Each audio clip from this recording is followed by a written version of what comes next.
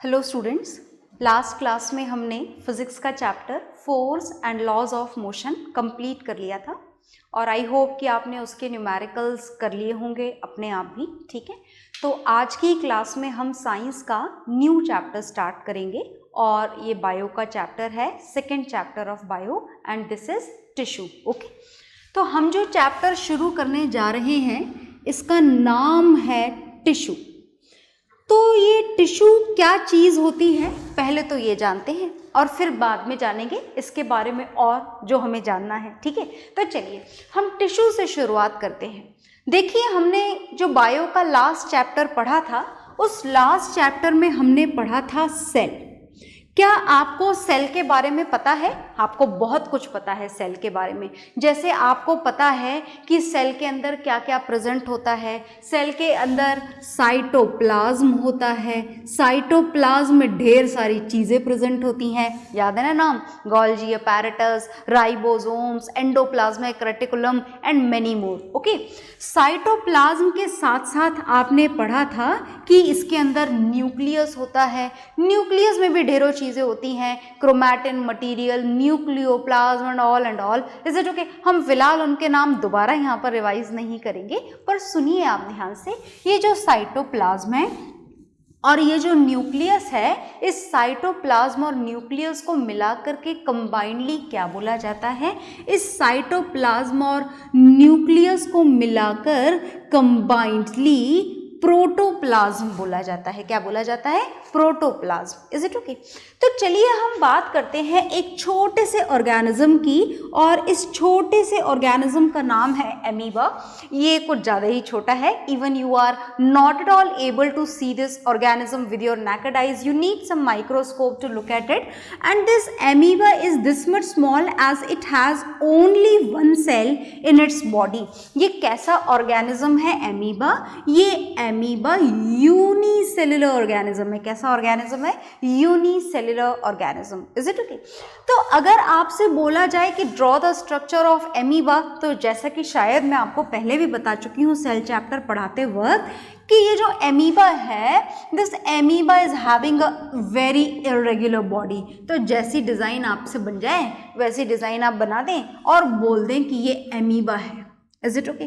So this is amoeba and this is the single cell which is present in its body, and whatever the life processes of a body is required, of a living being is required. For example, अगर आपसे बोला जाए nutrition, तो amoeba nutrition कैसे करता है? इस single cell से। अगर आपसे पूछा जाए रेस्पिरेशन, ये एमीबा कैसे करता है? तो ये इसी सेल से अपना रेस्पिरेशन भी करता है। अगर आपसे पूछा जाए रिप्रोडक्शन, ये एमीबा कैसे करता है? तो रिप्रोडक्शन भी एमीबा इसी सेल से करता है। अगर आपसे पूछा जाए खाने का डाइजेशन, हालांकि digestion is a part of nutrition only, but then also for the human beings a proper digestive system is present, but that digestion is also done with the help of this single cell only. अगर आपसे पूछा जाए कि इस amoeba का movement कैसे होता है, then also it is done with the single cell only, क्योंकि इसके पास में काम करने के लिए है ही सिर्फ एक सेल। तो जितने भी लाइफ प्रोसेसेस हैं वो एक ही सेल से कंप्लीट होंगे डेफिनेटली। Is it okay? तो अब सुनिए कि बात अगर एमीबा की जाए तो काम बड़ा आसान हो जाता है। क्यों काम आसान हो जाता है? क्योंकि पढ़ने के लिए और समझने के लिए कोई कॉम्प्लेक्सिटी है ही नहीं। Is it okay? तो चलिए हम सिर्फ एमीबा तक हमारी बायो की स्टडी को लिमिटेड नहीं कर सकते हैं, रिस्ट्रिक्टेड नहीं कर सकते हैं, हमें और भी कुछ जानना है। तो अगर हम बात करें कॉम्प्लेक्स मल्टी सेलुलर ऑर्गेनिजम्स की, तो अब सुनिएगा हम किसके बारे में जानने जा रहे हैं। हम मल्टी सेल्यूलर ऑर्गेनिजम्स के बारे में जानने जा रहे हैं। तो when we talk about the multicellular organisms, then what would happen? बात अगर मल्टी सेलुलर ऑर्गेनिजम्स की जाए, जैसे बात अगर ह्यूमंस की जाए, बात अगर डॉग्स की जाए, कैट्स की जाए, इज इट ओके? तो फिर क्या होता है, तो फिर हमारे पास में एक ही सेल सारा काम नहीं कर सकती, क्योंकि बॉडी का साइज कंपैरेटिवली कैसा हो जाता है, बहुत बड़ा हो जाता है। तो इन दैट कंडीशन क्या होता है कि एक सेल तो कोई काम कर नहीं सकती, तो सेल्स ने क्या बना है, ग्रुप बना लिए हैं, ग्रुप ऑफ सिमिलर सेल्स, है ना। कुछ सिमिलर सेल्स ने मिलकर के आपस में ग्रुप बना लिए हैं कुछ पर्टिकुलर फंक्शंस को कंप्लीट करने के लिए। किस काम के लिए? To perform a specific function in the body of a multicellular organism there is a group of similar cells, है ना। कुछ सेल्स ने जो एक जैसी दिखती हैं, एक जैसे काम करती हैं, ऐसी सेल ने इन मल्टी सेलुलर ऑर्गेनिज्म की बॉडी में ग्रुपिंग कर ली है कि लो भाई ये हमारा ग्रुप है, हम ये वाला काम करेंगे, ये तुम्हारा ग्रुप है, तुम वो वाला काम करना। And that group of cell which is designed similarly and functionally, structurally and functionally, and which has to perform a specific function in our body, this group of similar cells is known as tissue. इस group of similar sales को क्या बोला जाता है? इस group of similar sales को बोला जाता है टिश्यू। आ गई बात समझ में? तो जैसे कि हमारी बॉडी में अगर बात ह्यूमन बीइंग्स की जाए तो मस्क्यूलर टिश्यू प्रेजेंट होता है, जिसे आप मसल टिश्यू भी बोल सकते हैं। इसका काम क्या होता है? इसका काम होता है आपकी बॉडी को मूवमेंट प्रोवाइड करना। Is it okay? इसी तरीके से अगर बात प्लांट्स की जाए, ये तो मैंने एनिमल्स की थी, प्लांट्स की जाए तो प्लांट में भी ऐसे ग्रुप ऑफ सेल्स होते हैं जैसे xylem tissue. This xylem tissue is also a group of cell जिसका काम होता है पेड़ पौधों के अंदर वाटर एंड मिनरल्स को ट्रांसपोर्ट करना। किसको ट्रांसपोर्ट करना?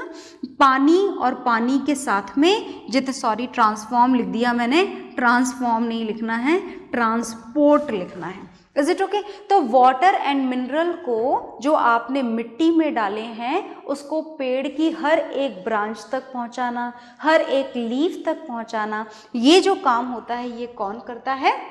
जाइलम टिश्यू करता है। कौन सा टिश्यू करता है? Xylem tissue.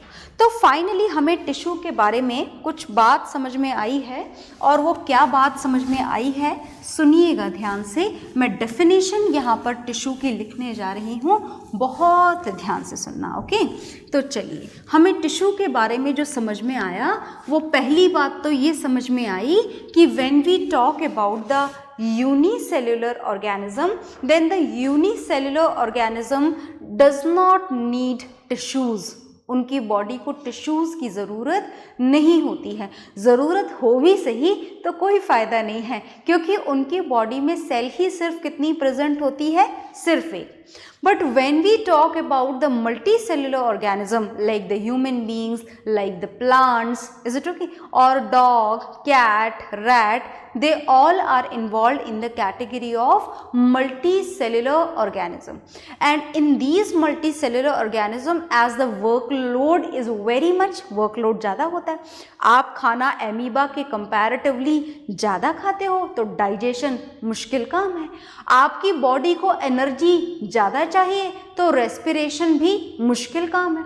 आपकी इतनी बड़ी भारी बॉडी को मूव करवाना है एक जगह से दूसरी जगह पर, मतलब मूवमेंट भी एक बड़ा काम है। Is it okay? और इतने बड़े बड़े काम करने के लिए हमारी बॉडी में क्या प्रेजेंट होते हैं? टिश्यूज़ प्रेजेंट होते हैं। तो चलिए मैं टिश्यूज़ की डेफिनेशन आपके सामने लिखने जा रही हूँ। So this can be defined as a group of similar cells. Cells कैसी होनी चाहिए? Similar cells। और ये similar cells का ग्रुप क्यों बना है? A group of similar cells which is designed, which is present in our body to perform a specific function, to perform a specific function in the body, in a living body, in a living organism। आप जो लिखना चाहें लिख सकते हैं। Is it okay? तो क्या लिखी मैंने टिश्यू की definition? A group of similar cells लगा दें यहाँ पर, as a lot of cells are there to perform a specific function in a living organism is known as tissue. इसको हम क्या बोला करते हैं? टिश्यू बोला करते हैं। एंड द एग्जाम्पल इज, अभी मैंने मस्क्यूलर टिश्यू लिखा था, in the same way a more tissue can be written, जैसे कि नर्वस टिश्यू।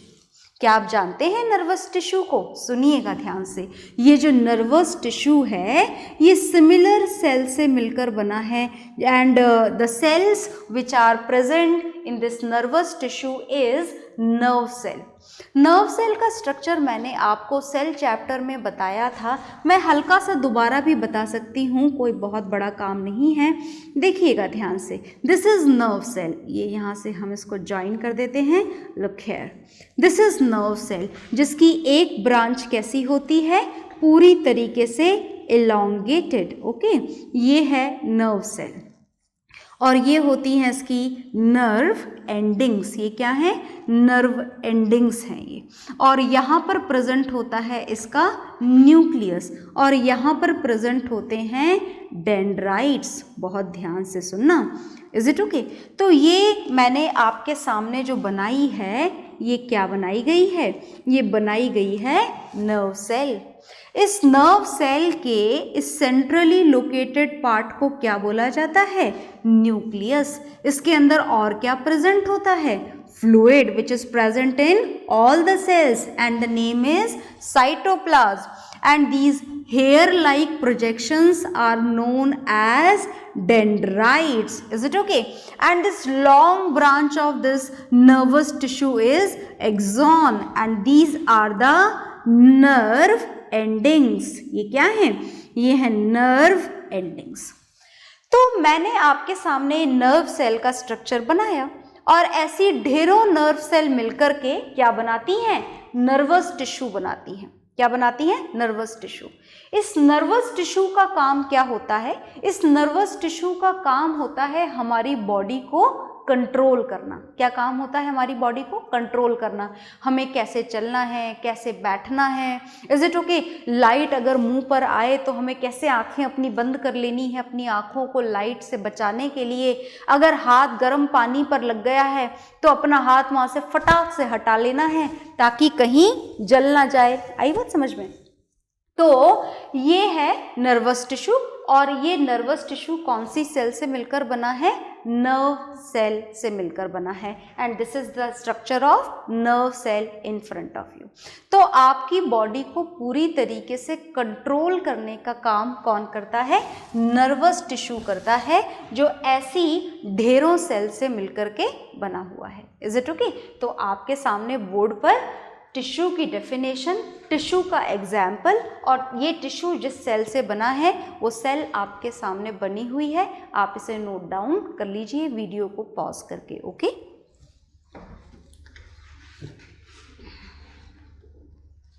हाँ जी, तो आपने नोट डाउन कर लिया होगा, और हमें टिश्यू थोड़ा समझ में आ गया है। पूरा तो कैसे आ सकता है? देखिए, पूरा तो चैप्टर ख़त्म होने के साथ में समझ में आएगा। तो जितना समझ में आता जा रहा है उन बातों को आप याद रखें, ताकि आगे वाला हिस्सा आपको बेहतर तरीके से समझ में आए। तो अब जो ये टिश्यू है, पूरे चैप्टर में हमको टिश्यू ही टिश्यू पढ़ने हैं, ये टिश्यू वो tissue, each and every one, is it okay? तो सबसे पहले आप ये सुनिए कि जो टिश्यूज़ हैं, हमने टिश्यूज़ को बेसिकली 2 पार्ट्स में क्लासिफाई कर दिया है। पहले हम पढ़ेंगे plant tissue, is it okay? और प्लांट टिश्यू पढ़ने के बाद में हम पढ़ेंगे animal tissue, is it okay? Animal का मतलब आप अपने आप को भी एनिमल की कैटेगरी में काउंट करें। जब आप बायो पढ़ते हैं तो आप एनिमल की कैटेगरी में काउंट होते हैं, प्लांट तो नहीं है ना हम, इज इट ओके? तो अब बात ये है सबसे पहले हमारे सामने कि हमने यहाँ पर टिश्यू को इन 2 कैटेगरीज में क्लासिफाई किया। First is plant and second is animal. तो सबसे पहले हम ये जानेंगे कि आखिर ये जो प्लांट और एनिमल टिश्यू हैं, ये हम अलग अलग करके क्यों पढ़ रहे हैं? प्लांट भी लिविंग बीइंग्स हैं, एनिमल भी लिविंग बीइंग्स हैं, तो एक साथ ही क्यों नहीं पढ़ लेते? एक साथ पढ़ सकते हैं ना, एक साथ ही क्लासिफिकेशन कर दें, दोनों में सिमिलर टिश्यूज प्रेजेंट हो, क्या ऐसा पॉसिबल है? नहीं, ऐसा पॉसिबल नहीं है। प्लांट्स में जो टिश्यूज होते हैं उनका स्ट्रक्चर अलग होता है, उनका काम अलग होता है, इज इट ओके, उनकी लोकेशन अलग होती है। एनिमल के टिश्यूज अलग होते हैं। तो सबसे पहले आज की क्लास में हम ये कारण ही जान लेते हैं कि why the tissues are divided into two categories, first is plant and second is animal. Why it is so, क्यों डिवाइडेड है? तो चलिए हम शुरू करते हैं। देखो, ये जो प्लांट्स हैं और जो एनिमल्स हैं, they are totally different from each other, और इनका डिफ्रेंसिएशन शुरू होता है कहाँ से, वो हम यहाँ पर लिखते हैं।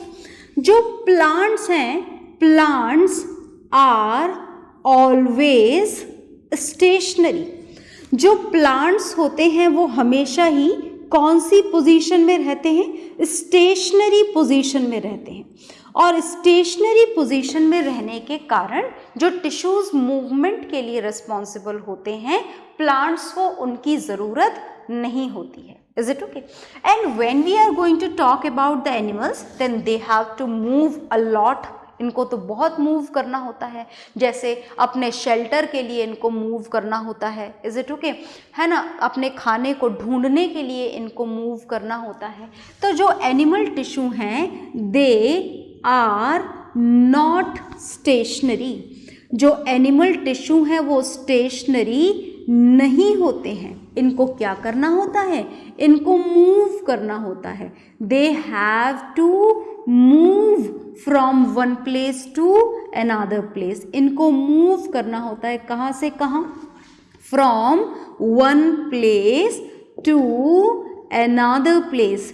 क्यों मूव करना होता है? लिख देती हूँ मैं यहाँ पर, in search of food, in search of shelter and for et cetera, et cetera लिख दें आप, बहुत मूव करना होता है। And because of this movement they need a very special tissue which is responsible, which makes there movement easy. Is it okay? और क्या हमारे पास में है? यस, मैं आपको 2 बार नाम बता चुकी हूँ, अब आपको याद हो गया होगा। चलिए आगे चलते हैं। दूसरा जो मेजर डिफरेंस है प्लांट टिश्यूज का, वो है कि they can prepare their own food by the process of photosynthesis. तो as they can prepare their own food, they can prepare their own food by the process of photosynthesis, and because of that, for the preparation of food, again they need some special tissues for their transportation to gain each and everything which is required for the process of photosynthesis. Whereas when we talk about the animals, then animals don't need this preparation of food, so they don't need the type of tissues which is responsible for the preparation of food. So we have to write, they don't make their own food. अच्छा, और काम की बात सुनो, और जैसा food आएगा जी, और काम की बात क्या है? और काम की बात ये है कि प्लांट जो होते हैं, इनकी जो ग्रोथ होती है वो एंडलेस ग्रोथ होती है ना। दे ग्रो, एम नहीं आएगा, they grow through out their life, पूरी लाइफ ग्रो करते रहते हैं। मतलब हमेशा ग्रो करते रहते हैं क्या? बिल्कुल जी, हमेशा ग्रो करते रहते हैं। They grow through out their life, बिल्कुल हमेशा ग्रो करते रहते हैं। आपको पता है कि इनका जो मेन स्टेम होता है उसकी थिकनेस हमेशा बढ़ती जाती है। तो प्लांट के कुछ हिस्से ऐसे होते हैं जो हमेशा एंडलेसली ग्रो करते हैं, और अगर इनको एंडलेसली ग्रो करना हो तो डेफिनेटली इनको उन ग्रोइंग टिश्यूज़ की रिक्वायरमेंट होगी। Is it okay? चलिए एनिमल टिश्यूज़ पर आ जाइए। एनिमल टिश्यूज़, जो एनिमल्स होते हैं, चाहे आप अपनी बात करें, चाहे आप लायन की बात करें, टाइगर की बात करें, कैट, रैट, डॉग, जिसकी मर्जी हो उसके बारे में आप सोचें, उनकी ग्रोथ उनके लाइफ के एंड तक नहीं होती है। एक पर्टिकुलर एज के बाद में उनकी ग्रोथ बंद हो जाती है। फिर बस रिपेयरिंग का काम चलता है कि कोई टिश्यू डैमेज हो गया तो वो रिपेयर कर दिया जाएगा, वो काम तो होता है, पर ग्रोथ वाला काम बंद हो जाता है। Is it okay? तो हम लिखेंगे they grow up to a particular limit, एक पर्टिकुलर एज तक, एक पर्टिकुलर लिमिट तक इनकी ग्रोथ होती है। उसके बाद में इनकी ग्रोथ वाला काम जो है वो बंद हो जाता है। पर इनकी ग्रोथ वाला काम बंद होता ही नहीं है, और नहीं होता है तो इसके लिए इनको ग्रोथ वाले टिश्यूज़ रिक्वायर्ड हैं, इनको ग्रोथ वाले टिश्यूज़ रिक्वायर्ड नहीं है। तो मैंने 3 डिफरेंसेस आपके सामने लिख दिए हैं। डिफरेंसेस और भी हैं, पर फिलहाल आप इन तीनों को नोट डाउन कर लें, फिर मैं आपको और डिफरेंसेस बताऊंगी, ठीक है।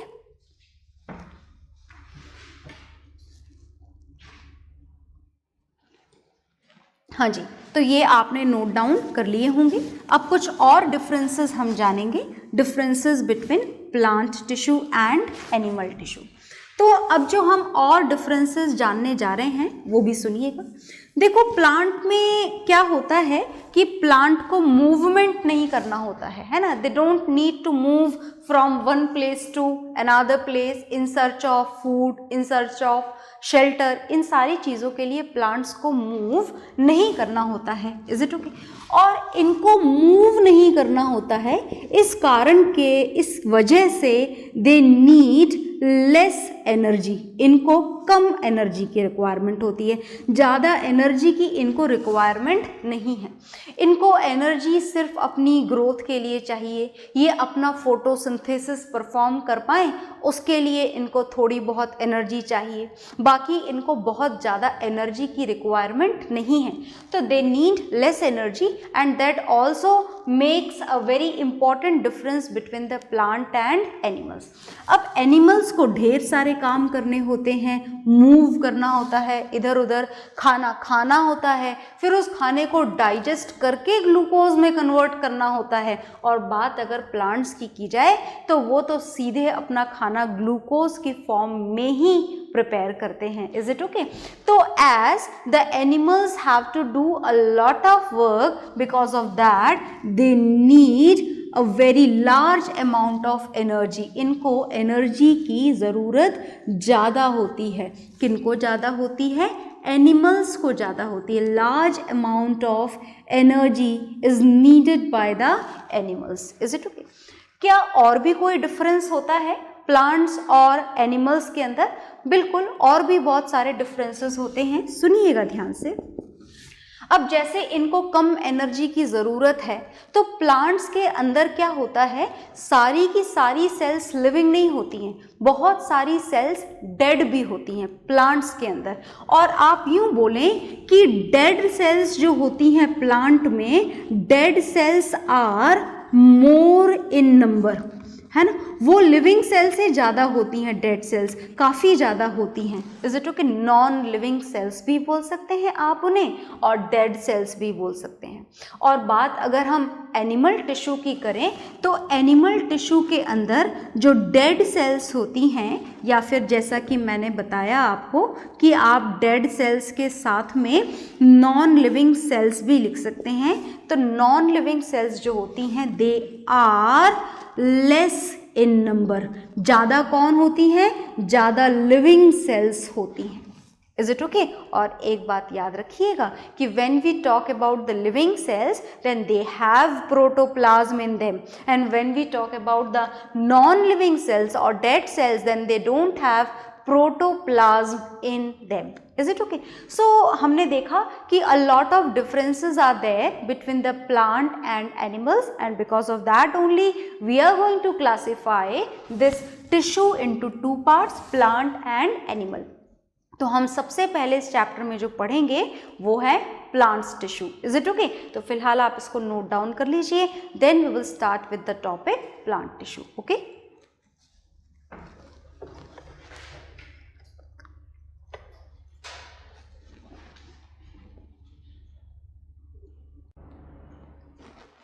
हाँ जी, तो आपने ये नोट डाउन कर लिया होगा। अब जो हम फुल डिटेल में पढ़ेंगे आज की क्लास में, this is plant tissue. Plant tissues को हम जानेंगे अच्छी तरीके से, ध्यान से सुनिएगा। बहुत सारे नाम आएंगे, प्लांट में जो टिश्यूज़ प्रेजेंट हैं उनके अलग अलग नाम हैं। तो चलिए हम हमारा नेक्स्ट टॉपिक स्टार्ट करते हैं, प्लांट टिश्यू का। बहुत ध्यान से सुनना है आपको सब कुछ। ये जो प्लांट टिश्यू है, इस प्लांट टिश्यू को हमने 2 कैटेगरीज में क्लासिफाई करा है। सबसे पहले इस 2 कैटेगरीज में किस हिसाब से क्लासिफाई करा है वो मैं आपको 2 मिनट में बताती हूँ। पहले नाम जान लेते हैं। देखिएगा, सबसे पहले जो नाम है वो है मेरिस्टेमेटिक टिश्यू। कौन सा टिश्यू पढ़ना है आपको? सबसे पहले पढ़ना है मेरिस्टेमेटिक टिश्यू। और जो सेकेंड टिश्यू है जो प्लांट टिश्यू में प्रेजेंट होता है, दिस इज परमानेंट टिश्यू। तो हम सबसे पहले ये जान लेते हैं कि आखिर इन दोनों में क्या डिफरेंस है, मेरिस्टेमेटिक टिश्यू में और परमानेंट टिश्यू में। So look here very carefully. जो मेरिस्टेमेटिक टिश्यू है, टिश्यू कोई सा भी हो, मेरिस्टेमेटिक हो या परमानेंट हो, प्लांट हो या एनिमल हो, टिश्यू की डेफिनेशन कभी चेंज नहीं होती। टिश्यू की डेफिनेशन हमेशा सेम रहती है। This is a group of cell which is designed to perform a specific function in a living organism, right?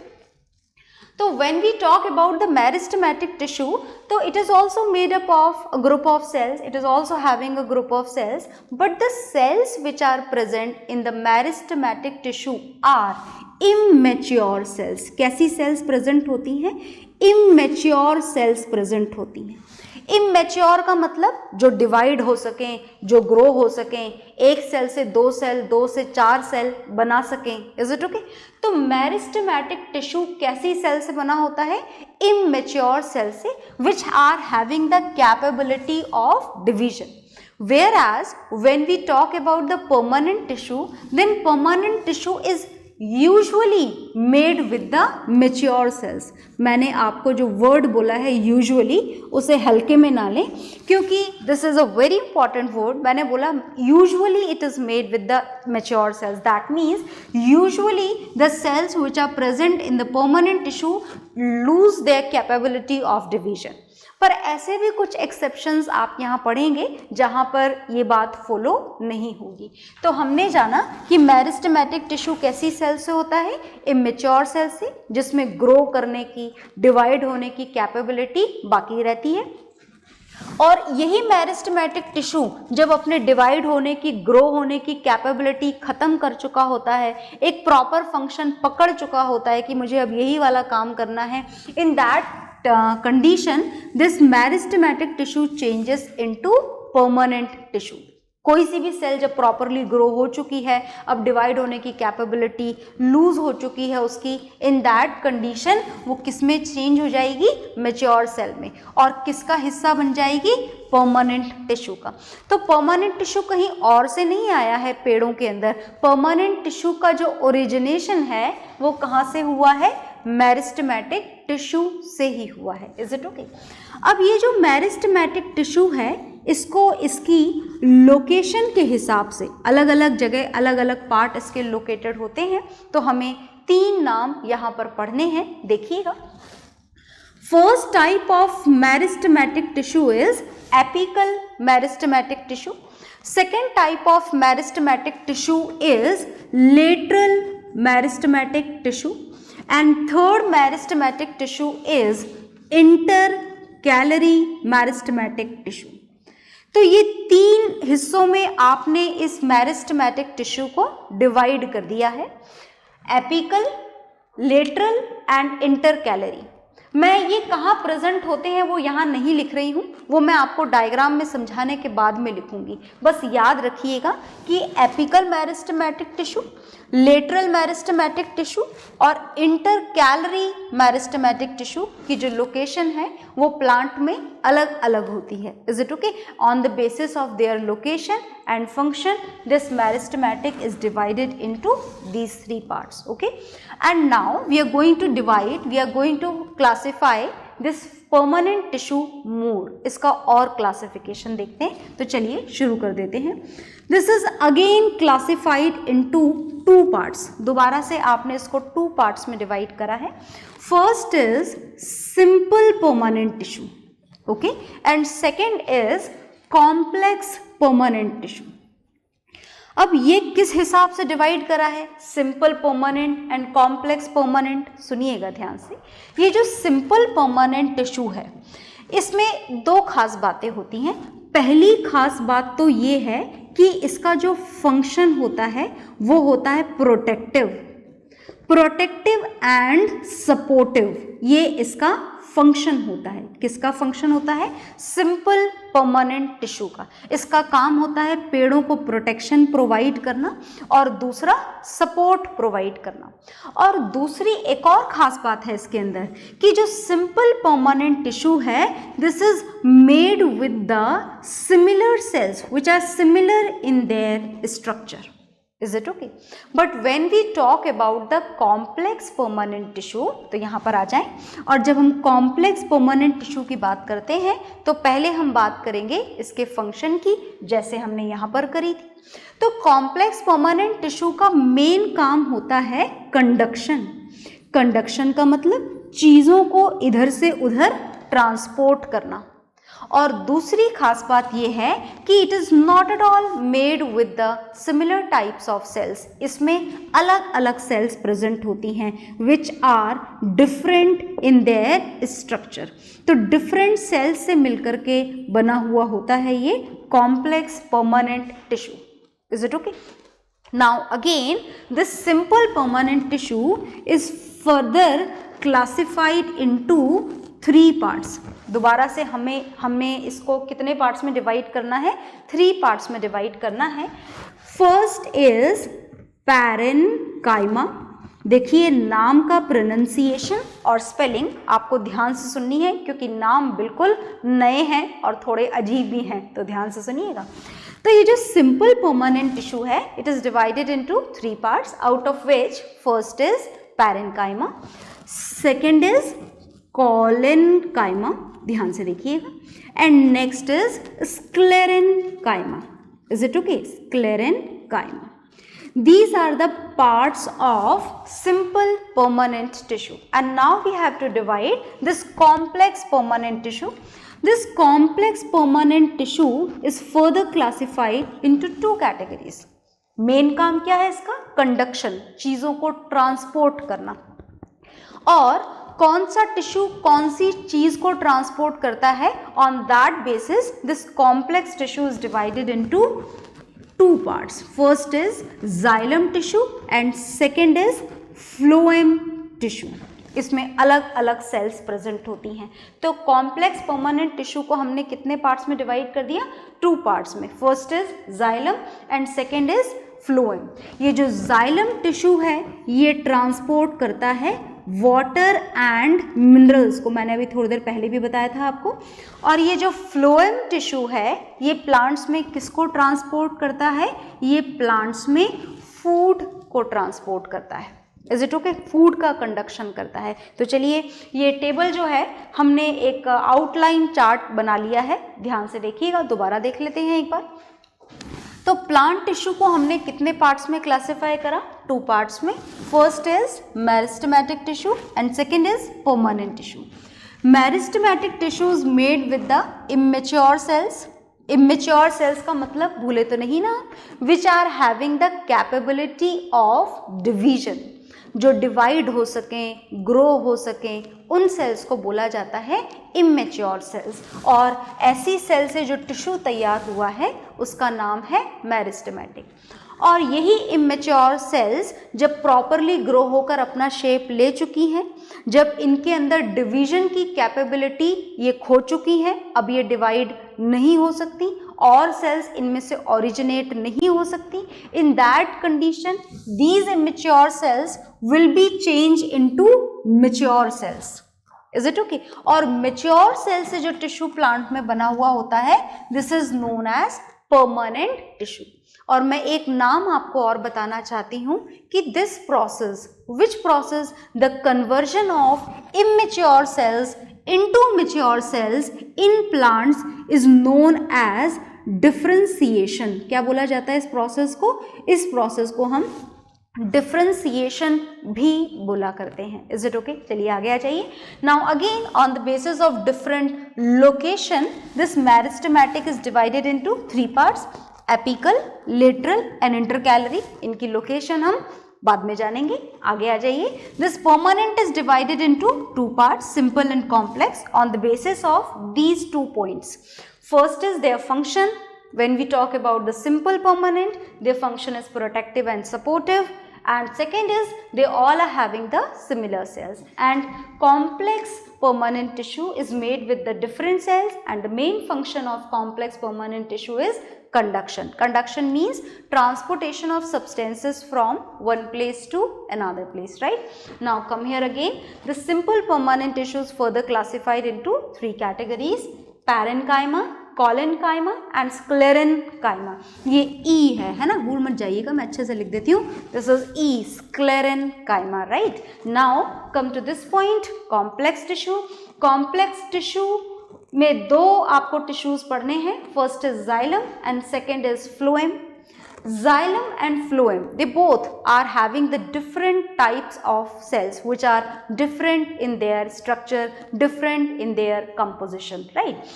And the function of xylem is to transport water and minerals from soil to each and every part of the plant, and the function of phloem is to transport food from leaves to each and every part. Is it okay? आ गई बात समझ में? So this flow chart is ready for you. You note it down. इसको बना लें आप, और इसको बनाने के बाद में हम फिर मिलते हैं, ठीक है?